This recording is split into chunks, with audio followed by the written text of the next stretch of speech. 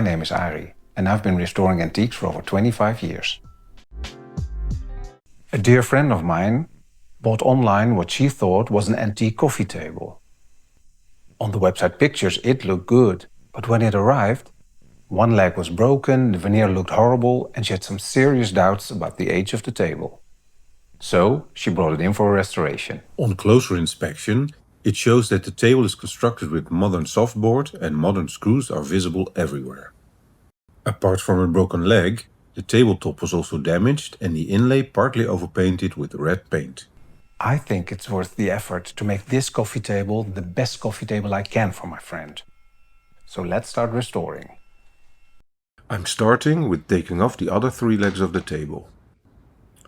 Some legs come off easily.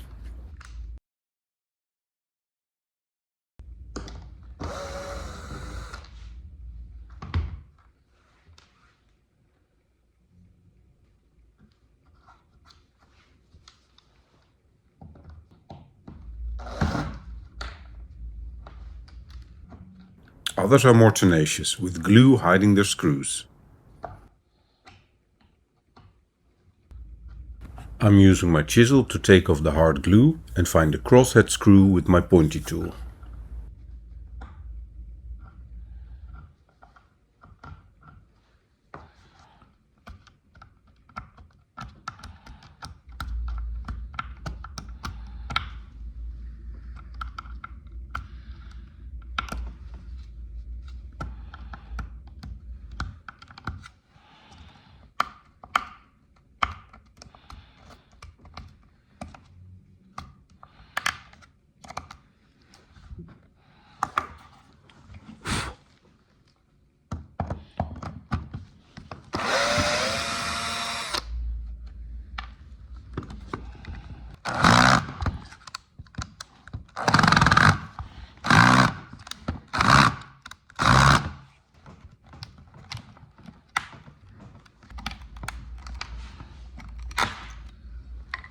In the end, all the legs are taken off and we can finally see what we've actually got.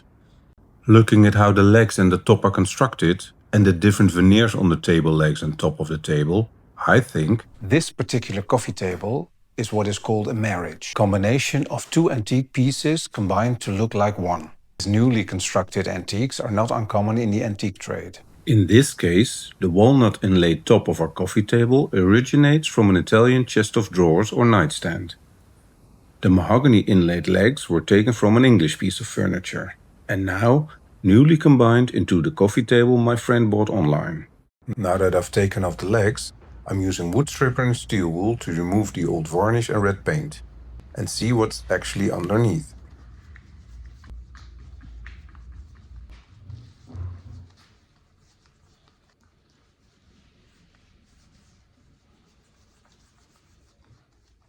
Although this coffee table is a marriage, there is quality in the inlaid border of contrasting colored woods that surround the French walnut center.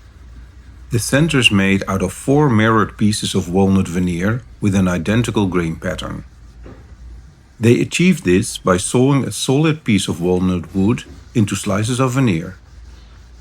Although these veneers have an identical grain pattern, it's because the grain moves slightly in the wood that number 1, 2 and 3 of the veneers line up perfectly. It's always veneer number 1 and 4 that shows the biggest contrast, as you can see in this case. Although this coffee table is a marriage, there is quality in the inlaid border of contrasting colored woods that surround the French walnut center. The contrast and depth in the veneer is achieved by a traditional shading technique. The edges of the individual pieces of veneer are held in hot sand until they change color. Quite a skill, because if you leave it in the hot sand too long, it goes from dark to a crispy black in no time. And inlaid marquetry looks so much duller and flatter without it. I consider it a great sign of quality in craftsmanship. Coffee tables are in fact a fairly modern invention. Before Victorian times, there existed several types of tables. Wall tables, center tables, card tables, tea tables, sewing tables, dining tables, and many, many more types of tables. And then in the Victorian times, they invented the coffee table. A coffee table is, compared to other tables, rather a low table, placed in the center of the seating area to hold drinks, remote controls, magazines, occasional books, and small decorative objects. The exact origin of the coffee table is uncertain, but there is mention of a coffee table that dates from the late Victorian times, but it was still a high table compared to our modern ones, measuring 70 centimeters tall. Another origin could be the fashion for everything Oriental.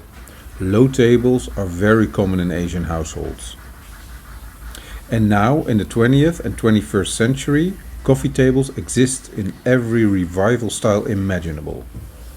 In the meantime, I've taken off all the old varnish and red paint with paint stripper, and I'm filling the damaged areas with wood filler.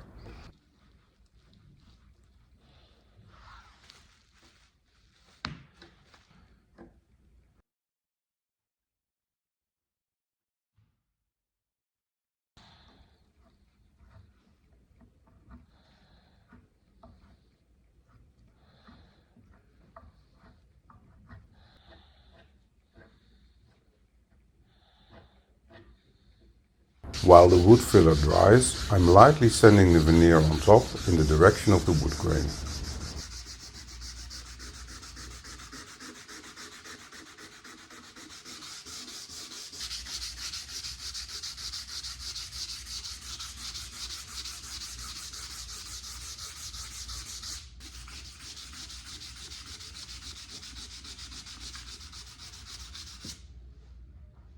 I'm using my chisel to remove the damaged profiles along the top, and I will replace them with new ones.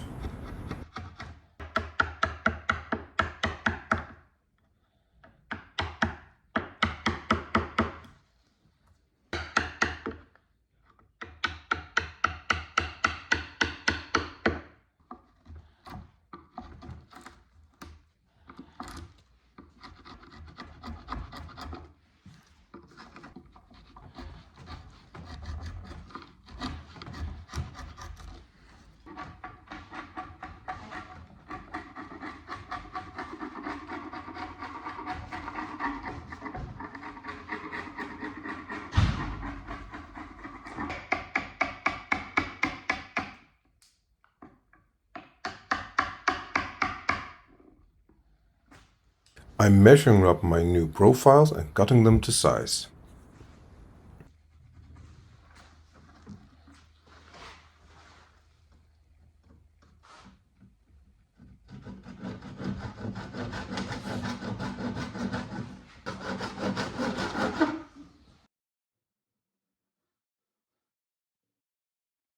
I'm using a PVA wood construction glue to glue them on, and I'm using masking tape to keep them in place while drying.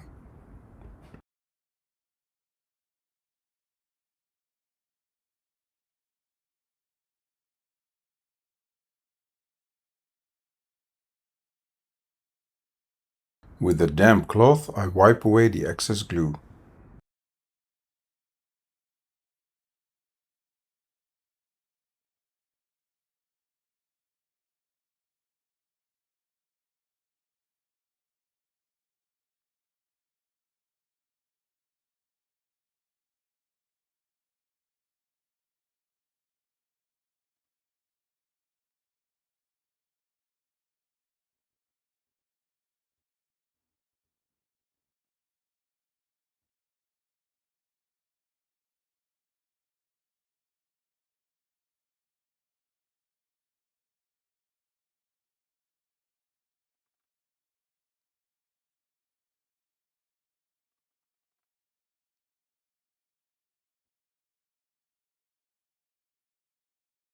While the new profiles dry, let's focus our attention to the legs of the table. I still have to remove some of the old metalwork and screws that held up the legs of the table.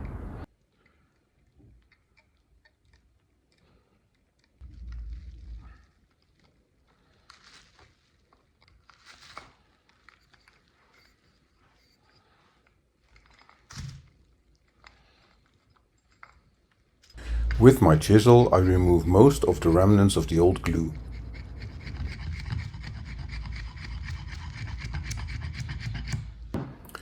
And there's a lot of it.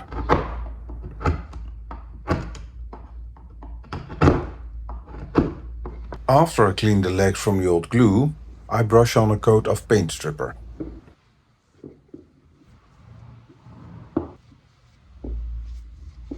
With steel wool I take off the old varnish and immediately the lightly colored strips of inlay become much more noticeable in the dark mahogany table leg.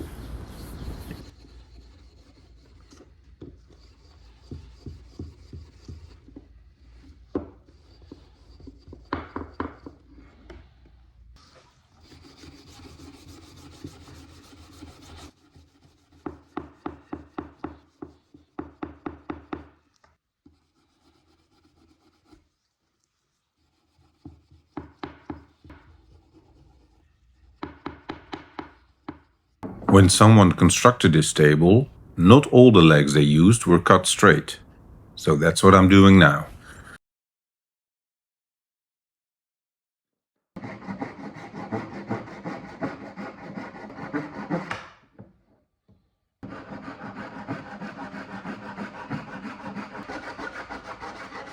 In the meantime, the profiles have dried and I've taken off the masking tape.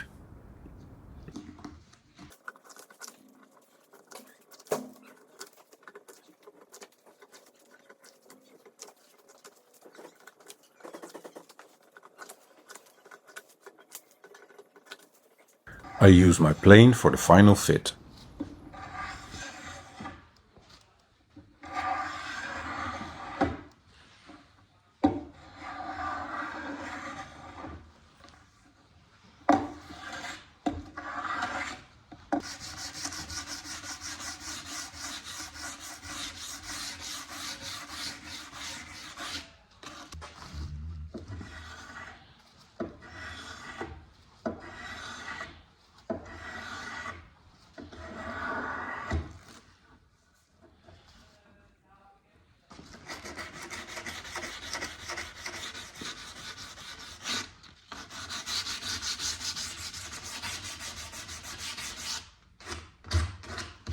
Now that the profiles have been planed and sanded, I'm coloring them with a spirit dye. I'm mixing several colors dye in alcohol for the right shade.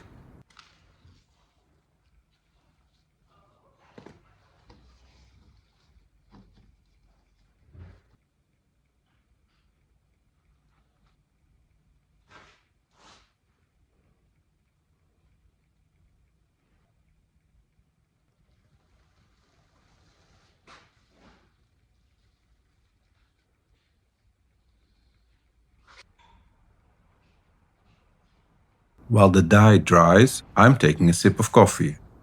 I wonder what my hairy helper is doing. Over in the office, Bella is taking it easy.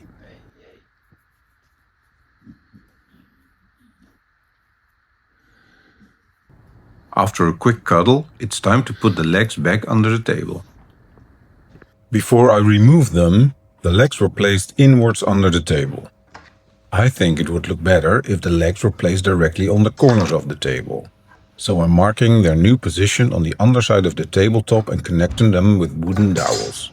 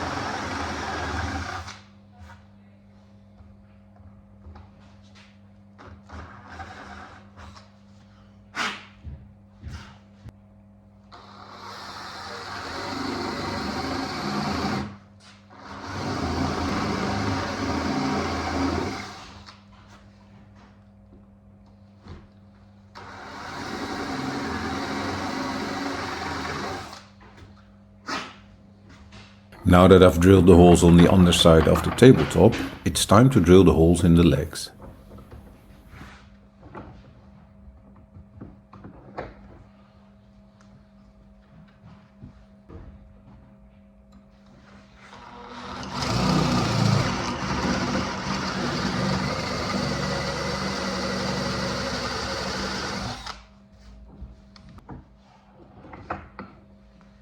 I'm cutting the dowels to the right size.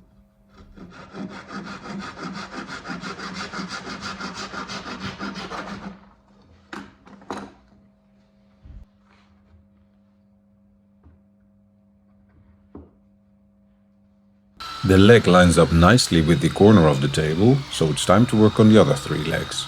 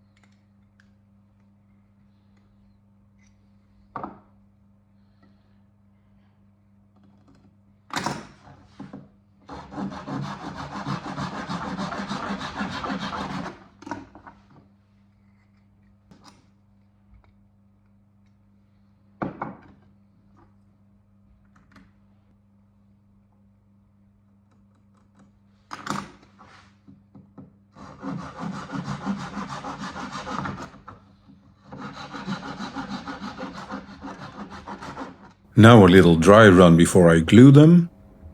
Very happy with the result. I decided to add stretchers between the legs of the table. One reason is it will strengthen the legs, but also I think it will look nicer. Instead of a tabletop on legs, it will look more like a table with a top. Sounds like a small difference, but it will have big visual impact. So I've measured my stretchers and I'm cutting them to size.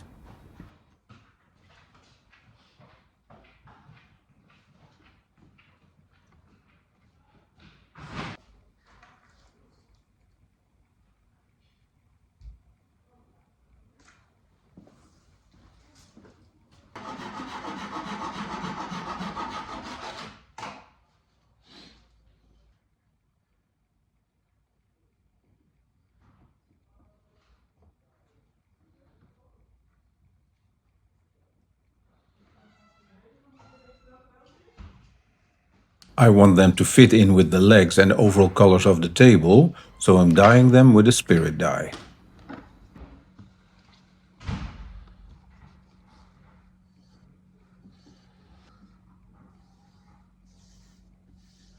I know the household of my friend. Those kids are very playful, and so is their dog. So I'm using a 2-component construction glue for optimum strength.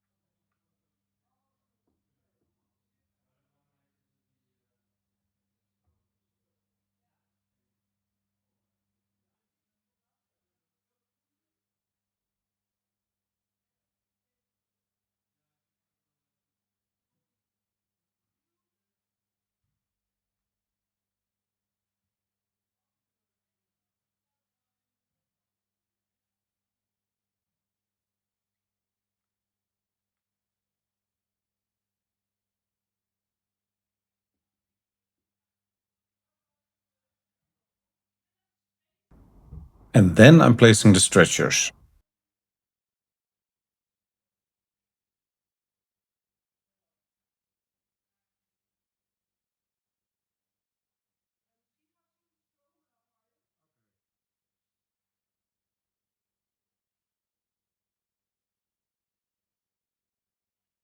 I will hold the legs in the right position while they dry with masking tape.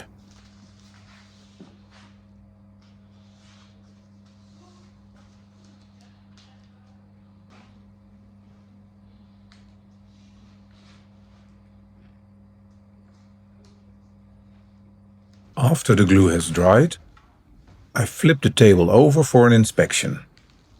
It's really starting to come together, and I like it. All the table needs now is a good protective coat of lacquer.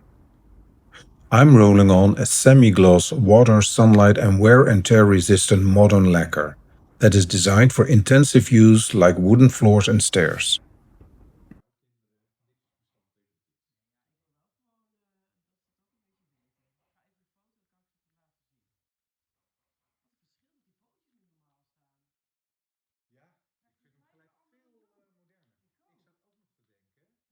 It's very fulfilling to see the color and wood grain saturated with lacquer.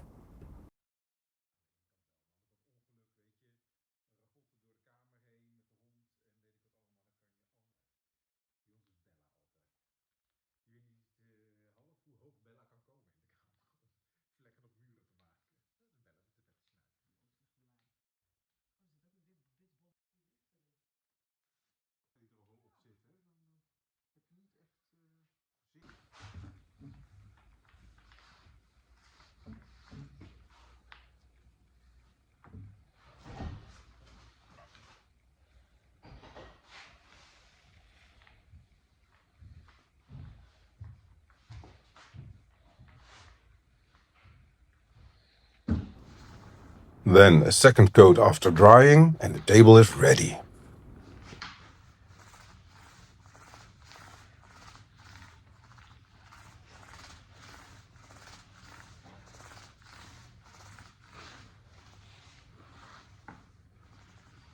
Remember what the table looked like when my friend brought it in? This is what it looks like after restoration.